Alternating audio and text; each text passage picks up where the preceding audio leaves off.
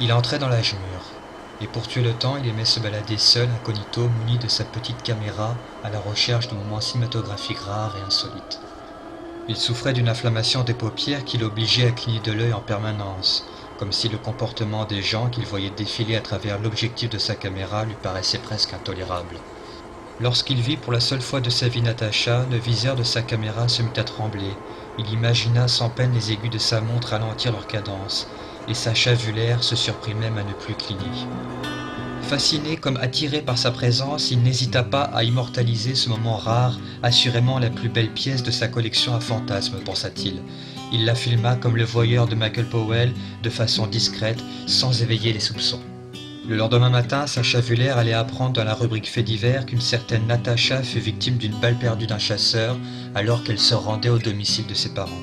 Les jours suivants, les journaux de la région firent grand cas de ce drame, le crime le plus crasse qu'il soit, une chose dont on ne voudrait jamais ni voir ni entendre, avait déclaré un témoin.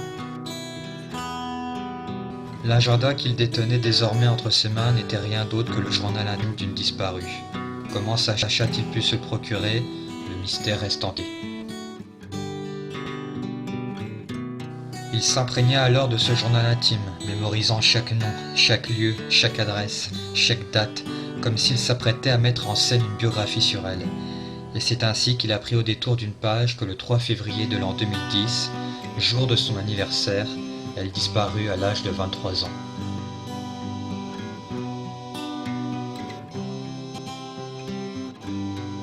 Ce fantasme était lié à son destin, Sacha l'avait accepté. Selon lui, c'était la seule façon pour Natacha de la faire continuer à vivre dans le monde des vivants. Le soir, fasciné, il contemplait sans cesse ses jambes semblables à des compas arpentant le globe terrestre en tous sens, lui donnant son harmonie et son équilibre.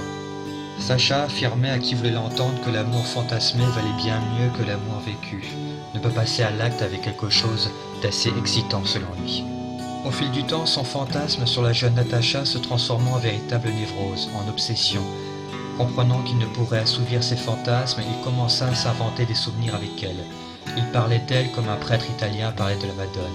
Il devenait de plus en plus étrange, étant tour à tour nerveux, perplexe, déprimé. Ne le comprenant plus, ses amis commencèrent à le rejeter à cause de son esprit fantasque, imprévisible, proche de la démence.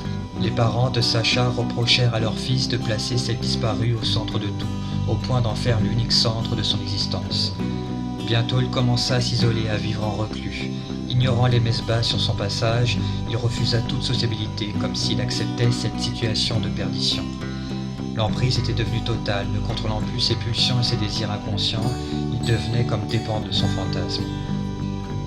Il passait ses journées à la bibliothèque, parcourant les livres, guettant derrière chaque page tournée un signe de Natacha, comme si cette dernière était liée avec lui dans une conversation intime relevant de l'au-delà. Envoûté par son fantasme, Sacha commença à voir derrière chaque femme le visage de Natacha qu'il convoitait tant. Continuant à chérir son fantasme, Sacha se rendit sur les lieux que Natacha fréquentait. Il explora ainsi ce minuscule réduit triste et sordide, témoin pourtant de moments fragiles et passionnés liés à l'existence de Natacha.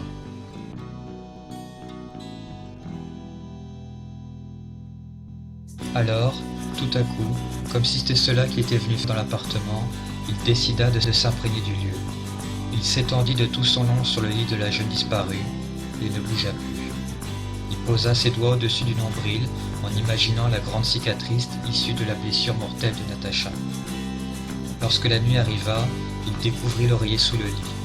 Il le sentit, le serra fort contre sa poitrine et s'endormit.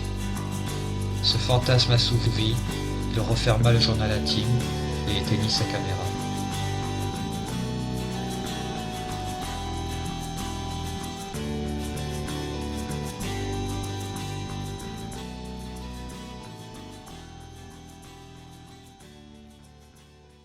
Pour se réfugier hors du monde de ses propres images et renouer avec une existence paisible, peut-être Sacha Vuller a-t-il laissé s'endormir à tout jamais ses fantasmes sur Natacha pour trouver enfin la paix intérieure que seule vient peut-être parfois troubler la mélancolie.